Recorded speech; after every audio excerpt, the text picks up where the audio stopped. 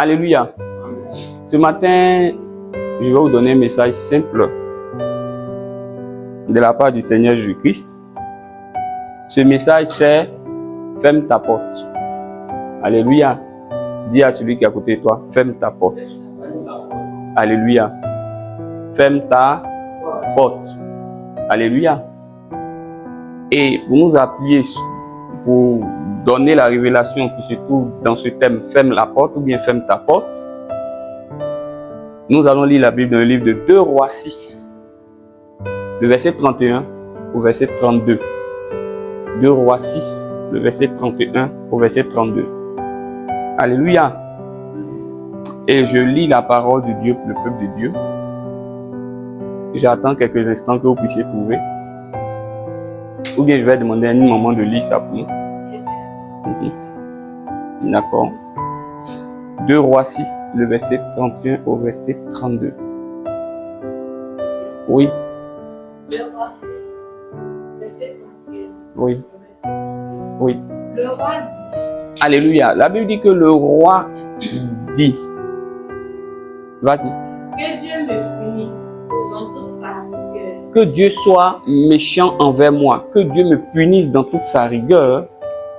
Si la tête d'Élisée, Si la tête de cet homme, de cet enfant de Dieu, de ce serviteur de Dieu, de cette fille de Dieu, si sa tête, fils de Shaphat, oui, reste aujourd'hui sur lui. si sa tête reste sur lui, c'est-à-dire que s'il n'est pas mort aujourd'hui là, que Dieu me punisse. Qui a dit? C'est le roi. Alléluia. Donc, pendant que nous sommes rassemblés, pendant que nous sommes dans nos activités, pendant que nous sommes dans nos projets, pendant que nous sommes en train de planifier ce qui sera demain, comment je vais faire pour travailler, pour me marier, pour avancer, pour faire un certain nombre de choses, il y a quelqu'un dans le secret qu'on appelle le roi, qui lui a pour dessein de m'ôter la vie. C'est-à-dire que moi, je suis en train de faire des projets pour avoir la vie, lui, il est en train de faire des projets contre moi pour me tuer. Alléluia. Amen. Il fait des projets contre moi, il fait des projets contre toi. Alléluia. Donc tu es assis là, mais tu ne sais pas. Tu es assis là, mais tu ne sais même pas. Tu danses, tu chantes, tu ris, tu fais tout, mais il y a quelqu'un, c'est un roi. Donc quand la Bible va utiliser roi, la Bible va parler d'autorité. Donc c'est quelqu'un qui a une autorité. Ça peut être une autorité financière, ça peut être une autorité spirituelle, ça peut être même une autorité, un pouvoir que Dieu lui donne sur cette terre en tant qu'autorité administrative. Donc pendant que toi tu es assis, il y a quelqu'un dans le secret qui a pour objectif de nuire à ta vie, de détruire ta vie, de te tuer. Alléluia. Amen. Et la Bible dit qu'il s'appelle un roi. Laissez-moi vous dire, quand vous avez affaire à un roi, vous n'avez pas seulement affaire au roi, mais vous avez affaire à toute une armée. Parce qu'il n'y a pas de roi qui n'a pas d'armée. Vous n'avez pas de roi qui n'a pas de moyens. Donc la personne qui est tapie dans l'ombre, la personne qui est cachée dans le secret, cette personne-là, elle a tous les moyens pour te faire du mal. Mais ce qui est grave, alléluia, c'est que quand la Bible parle ici du roi, c'est pas un autre roi, c'est le roi d'Israël. Et la personne qui veut tuer, c'est Élisée, serviteur de Dieu en Israël. Quand on dit Élisée, on dit le roi, peut-être que dans notre tête, le roi et Élisée sont en parlant depuis longtemps. Mais non, il n'en est même pas le cas. Il n'était même pas en parole. Alléluia. Amen. Et en plus, le roi ne fait pas savoir à Élisée qu'il va le tuer. C'est-à-dire que la personne à laquelle tu ne t'attends pas, mon frère, ma soeur, la personne à laquelle tu n'as jamais pensé, mon frère, ma soeur, la personne à laquelle tu n'as jamais pensé dans ton cœur qu'elle pouvait te faire du mal, c'est cette personne-là qui est dans le secret en train de planifier ta chute, en train de planifier ta mort, en train de planifier ta destruction. Alléluia. Amen. Ça a toujours été comme ça. Et ça sera toujours comme ça.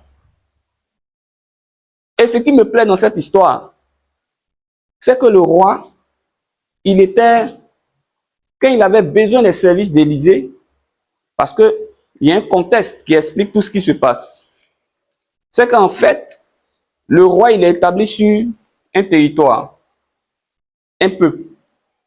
Mais ce roi-là, à un certain moment donné, il y a un peuple qui voulait détruire son peuple, qu'on appelle le peuple des Syriens. Donc la Syrie s'est levée. Il y avait un autre roi qui s'appelait Ben-Hadad. Donc, il a envoyé des gens en mission contre ce royaume. Et celui qui a sauvé ce royaume, c'est Élisée. Alléluia. Élisée a dit, roi, fais comme ci, marche comme ça, fais comme ci, fais comme ça. Et quand le roi a suivi les ordres d'Élisée ou les instructions d'Élisée, les choses ont marché. Alléluia. Et puis, Ben-Hadad, qui voulait détruire ce royaume, comme il a vu qu'il a échoué parce que Élisée a aidé le roi, il a utilisé une autre stratégie. Il a mis un siège à la ville, à Israël, à ce royaume. Ça veut dire quoi? Comme il savait qu'il ne pouvait pas le détruire directement parce qu'il y avait quelqu'un à l'intérieur qui s'appelait Élisée, qui le protégeait, qui le gardait, qui l'instruisait, alors il dit on va mettre un siège.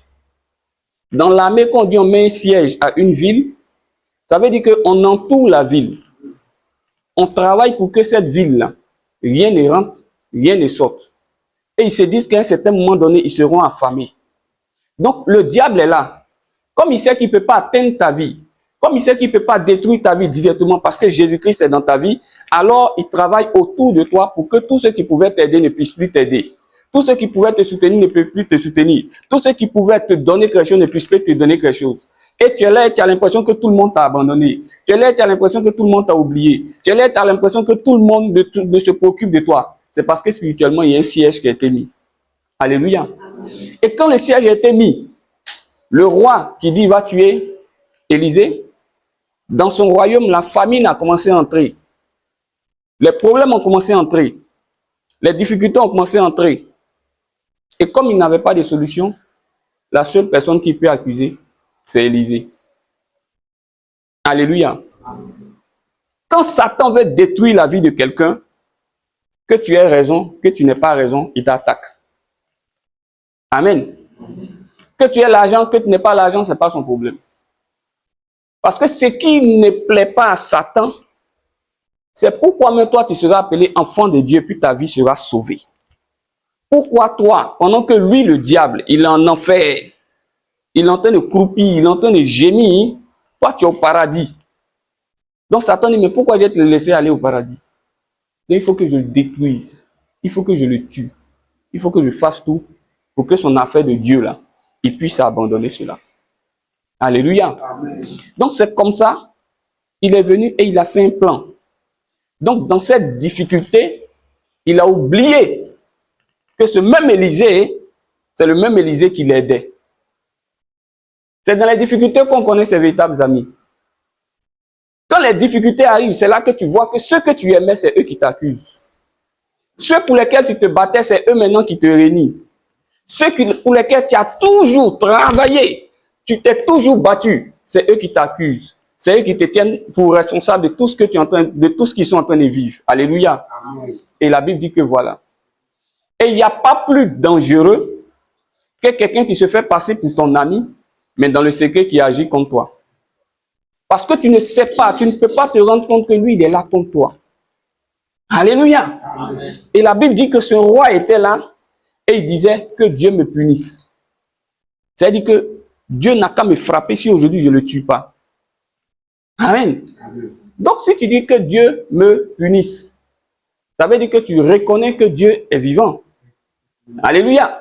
Mais si tu reconnais que Dieu est vivant, pourquoi tu ne fais pas ce que Dieu te demande de faire? Mais au contraire, tu prends Dieu à témoin. Tu veux impliquer Dieu dans tes mauvaises choses. Mais Dieu n'accompagnera jamais quelqu'un qui est dans le mal. Dis Amen. Amen. Si quelqu'un a pour but de te détruire et il invoque le nom de Dieu contre ta vie, Dieu ne va même pas écouter. Dis Amen. Amen. Toute personne qui se lèvera dans le secret contre toi, au nom de Jésus, pour te faire du mal, ses projets échoueront au nom de Jésus. Amen. Sa vie sera vaincue au nom de Jésus. Amen. Et ses âmes seront détruites au nom de Jésus. Amen. Si tu le crois, tu dis 3 fois Amen. Amen. Amen. Amen. Alléluia. Donc il dit, je vais le tuer. Mais voilà ce qui me plaît, mes frères et mes sœurs. Pendant que le diable est en train de faire son projet, tu ne peux pas empêcher Satan de faire son projet. Tu ne peux pas empêcher quelqu'un de te haïr. Tu ne peux pas empêcher quelqu'un d'avoir de la méchanceté, de la haine, de la jalousie vis-à-vis de toi. Tu ne peux pas. Tu ne peux pas. Mais la Bible dit que pendant que le roi était en train de faire son projet, Élisée était assis. Vas-y ma soeur. Le verset 32. Or, Élisée était dans sa maison. Élisée était où? Dans sa maison. Il était dehors. Non, Il était où? dans sa maison.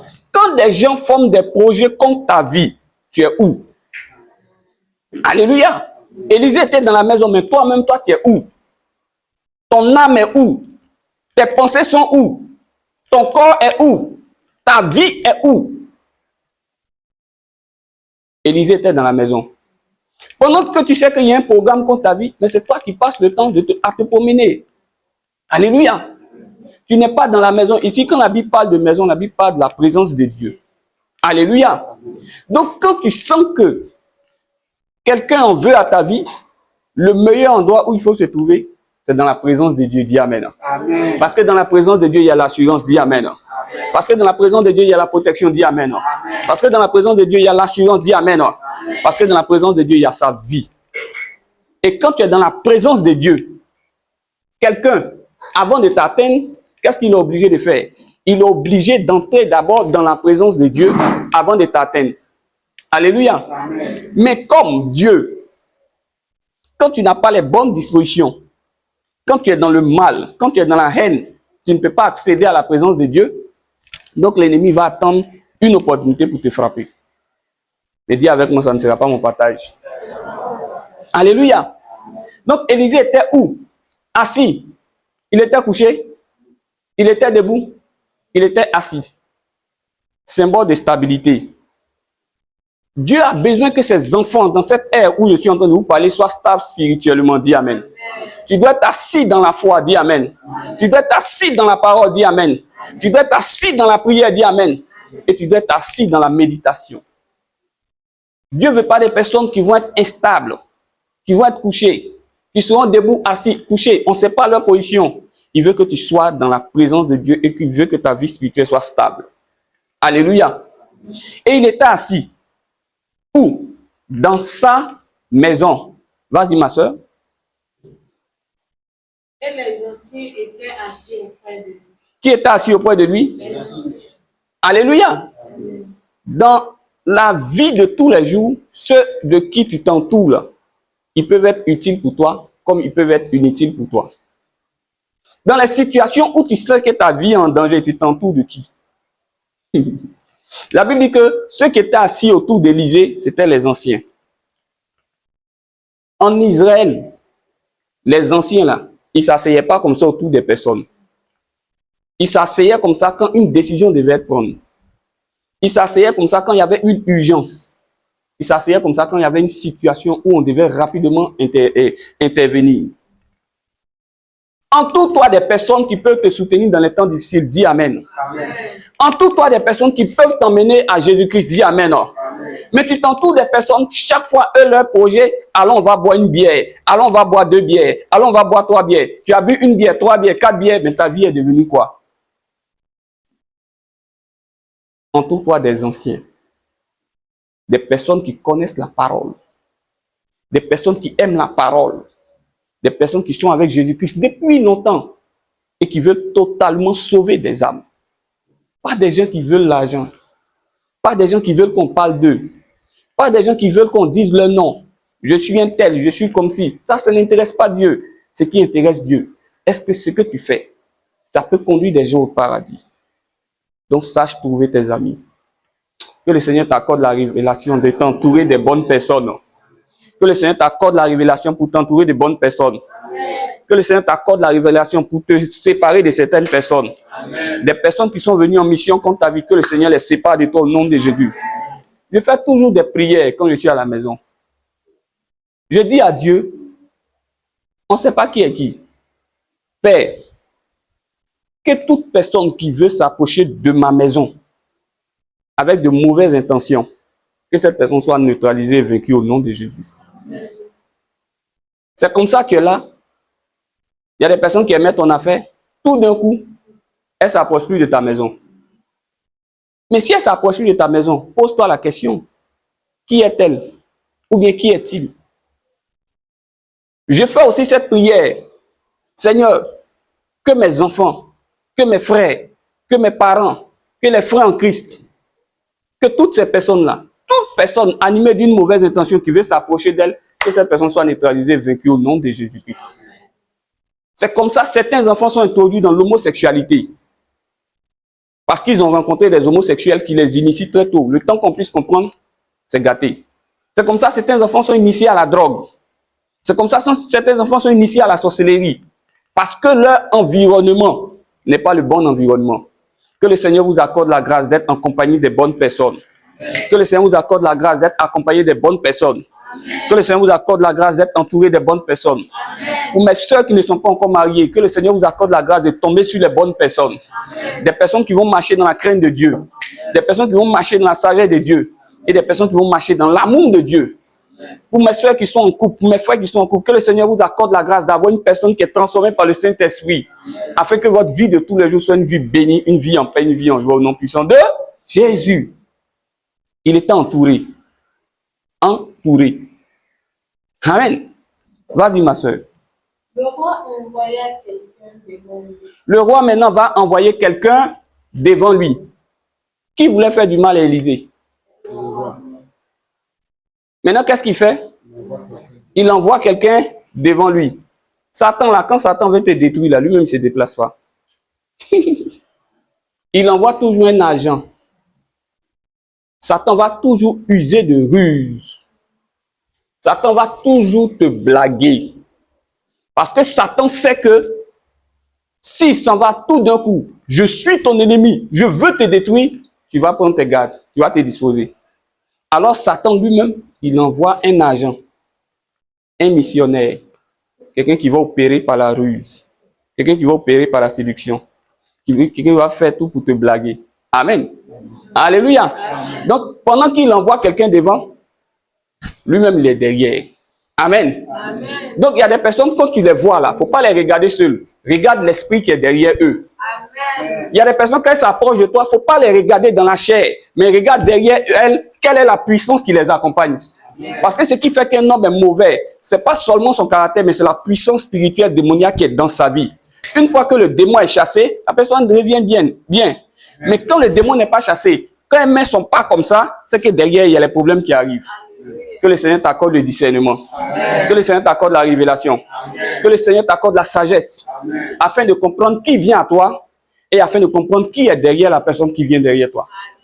Alléluia. Amen. Il y a des personnes dans ta vie, quand tu t'approches d'elles, là, tes affaires ne marchent pas. Alléluia. Amen. Tu dis, j'ai trouvé mon bon camarade, j'ai trouvé ma bonne soeur. Je vais tout lui dire. Mais dès que tu as ouvert ton cœur, tout se bloque. Tout se ferme. Et comme tu n'as pas encore la révélation, tout s'est bloqué, tout s'est fermé. Tu dis, j'ai encore lui expliqué. Et puis tu lui expliques encore, ça se ferme. Ça se bloque. Alléluia. Amen. Donc le problème n'est pas les personnes qui viennent à toi, mais le problème c'est ce qui est derrière les personnes qui viennent à toi. C'est pourquoi, mes frères et mes sœurs, en tant qu'enfant de Dieu, on ne doit pas voir, mais on doit apercevoir. Dis Amen avec moi. Amen. Dieu appelle Abraham. Il dit, Abraham, sors de ta maison, lève les yeux au ciel.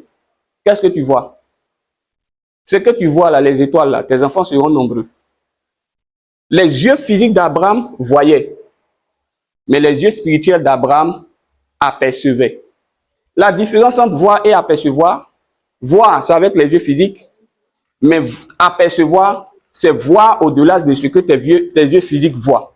C'est entrer dans la dimension spirituelle pour comprendre ce qu'il y a derrière. Donc, pendant que les yeux physiques d'Abraham regardaient les étoiles, ses yeux spirituels étaient en train de regarder ses enfants. Alléluia. Alléluia. Amen. Pendant que les yeux physiques d'Abraham regardaient quoi? Les étoiles, ses yeux spirituels étaient en train d'apercevoir quoi? Ses enfants. Donc, quand une personne vient à toi, ne la regarde pas dans la chair, mais regarde-la dans l'esprit. Qui est-elle? C'est comme Facebook. Quelqu'un vient te demander en amitié. Il a un profil. Mais derrière le profil, qui se cache? Quel est l'esprit qui accompagne cette personne? Alléluia. Amen. Que le Seigneur t'accorde cette révélation. Amen. Donc la Bible dit quoi? Le roi envoya quelqu'un devant lui. Mais avant que le messager soit arrivé, oui. Élisée dit aux anciens, oui. Voyez-vous que ces fils d'assassins envoient quelqu'un pour monter la terre? Alléluia. Amen. Avant même que le monsieur n'arrive, Élisée avait déjà vu. Oh, il avait déjà détecté. Mais comment il a fait pour détecter? Dis avec moi, c'est la grâce de Dieu. Dis avec moi, c'est la révélation de Dieu. Dis avec moi, c'est la sagesse de Dieu. Que le Seigneur Jésus t'accorde cette sagesse supérieure, qui t'accorde cet esprit de révélation, qui t'accorde le discernement, afin de voir dans ta vie tout ce qui est caché, afin de voir dans la vie des autres tout ce qui est caché, afin de voir dans ta situation tout ce qui est caché, et afin de voir ce que tu ne pouvais pas voir de tes yeux physiques, dit au nom puissant de Jésus-Christ. Amen. Amen. Il dit quoi? Il vient à lui en tant que messager. Papa, si tout à l'heure je viens en tant que messager, qu'est-ce que tu fais? Tu me reçois parce que j'ai dit un message pour toi. Amen. Alors que Satan, il a un couteau derrière. C'est pourquoi faites attention à tous ceux qui disent qu'ils ont toujours des messages pour vous. Moi, j'ai la révélation pour toi. Moi, j'ai des messages pour toi. Moi, là, je peux le voir. Faites attention, mes frères. Laissez tout ça. La véritable révélation, c'est ici. Amen. Donc, ils enverront à toi un messager. Quelqu'un, quand tu le regardes dans la chair, il a certainement de bonnes dispositions. Lui, là, même quand il me parle, il me donne des bons conseils. Lui, là, même, il me donne de bons... Lui, il dit des bonnes choses, de belles choses. C'est un messager. Souvent, il prend la forme d'un serviteur de Dieu, d'une servante de Dieu. Il prend une bonne forme. Vous pensez que quand Satan va venir vous attaquer, il va venir avec ses cornes. Satan ne vient pas avec ses cornes. Satan, c'est un séducteur. C'est ce que tu aimes que Satan envoie à toi. Donc, quand le messager était en route, Dieu lui avait accordé la révélation, la sagesse. Mes frères et mes sœurs, priez Dieu qui vous accorde la sagesse. Quand le Seigneur m'accordera la grâce de prêcher sur la sagesse, je vous enseignerai les dimensions de la sagesse. Parce qu'il y a la sagesse, il y a l'esprit de sagesse, il y a le don de sagesse. Ce n'est pas la même chose. Amen. Tu peux même avoir un don de sagesse. Mais ton don de sagesse, c'est juste une petite partie de l'esprit de sagesse. Quand vous regardez l'esprit de Dieu, la Bible dit que c'est un esprit de connaissance, d'intelligence, c'est un esprit de sagesse, de force, de puissance. Amen. La sagesse, c'est une expression de l'esprit de Dieu. Quand l'esprit de Dieu est dans ta vie, tu deviens sage. Amen. Et dans la sagesse, il y a différents niveaux. Il y a un niveau où tu as pour comprendre ce que tu vis. Mais il y a un niveau où tu as, comme les Daniel, comme les Joseph, des gens même qui sont en train de faire des rêves et puis tu sais ce qui se passe dans leur vie là-bas. Alléluia. Amen. Des gens même sont en train de penser quelque chose, tu le regardes en même temps, tu sais ce qu'ils pensent de toi. Que Dieu t'accorde cette sagesse supérieure. Amen. Parce que tu en as besoin. C'est un outil pour œuvrer dans le travail de Dieu. Amen. Amen. Bien-aimé, continue ma soeur. Il dit, vous voyez ce messager arriver. Il dit, voyez-vous que ce fils d'assassin envoie quelqu'un pour m'ôter la tête. Écoutez. Quand le messager viendra. Quand le messager va venir là. Fermez la porte. Le thème c'est quoi? Voilà, le thème c'est ferme ta porte. Il dit quand le messager va venir, toi, qu'est-ce que tu dois faire? Ferme ta porte. Alléluia. Il dit quand le messager va venir, sort pour le frapper. Sort pour dire, moi j'ai l'Éternel des armées avec moi. Il dit, fais quoi? Ferme la porte. Dis à celui qui est à côté de toi, ferme ta porte. Alléluia. L'ennemi peut œuvrer. L'ennemi peut travailler. Mais toi, ta responsabilité, c'est de fermer ta porte. Quand la Bible dit ici, ferme la porte, ça veut dire que la Bible dit, ne donne pas accès à Satan. Ferme toutes les portes par lesquelles le diable peut entrer dans ta vie. Dans nos vies, il y a plusieurs portes. Laissez-moi vous expliquer en 2 ou 3 minutes ce qu'on appelle une porte. La porte, c'est un dispositif qui permet à quelqu'un de quitter un espace pour aller à un autre espace. Si vous voyez quelqu'un est chômeur et qu'automatiquement il devient travailleur, quitter l'état de chômeur pour entrer à l'état de travailleur, c'est qu'il a eu une opportunité. Il est passé par une porte, la porte du travail. Vous êtes ici, à la maison, dehors on appelle dehors. Mais pourquoi on appelle dehors dehors? À cause de la porte. Donc la porte, c'est un dispositif qui va mettre une séparation en différents endroits. Amen. Donc, si quelqu'un veut entrer dans ta vie, si quelqu'un veut détruire ta vie, Si quelqu'un veut détruire ton ministère, si quelqu'un veut détruire ta santé, si quelqu'un veut détruire ton foyer, il va passer par une porte. Tant qu'il n'est pas passé par la porte, il ne peut pas accéder à ta vie. C'est pourquoi ton Dieu dit, ferme ta porte. Continue, ma soeur. Il dit, fermez la porte et repoussez-le. Et repoussez-le. Fermez la porte et repoussez-le. Avec la porte. Il ne dit pas de faire des combats. Chrétien, aujourd'hui, on le connaît. Quand il a petit problème, tout le quartier n'a qu'à savoir. Oh Dieu! Tu les vois, ils veulent me tuer! C'est la porte que tu fermes dans ta vie là. C'est ça qui fait qu'ils n'auront pas accès. Ce n'est pas le tapage. Amen. Alléluia. Est-ce que si on t'a prêché à quelqu'un ce matin?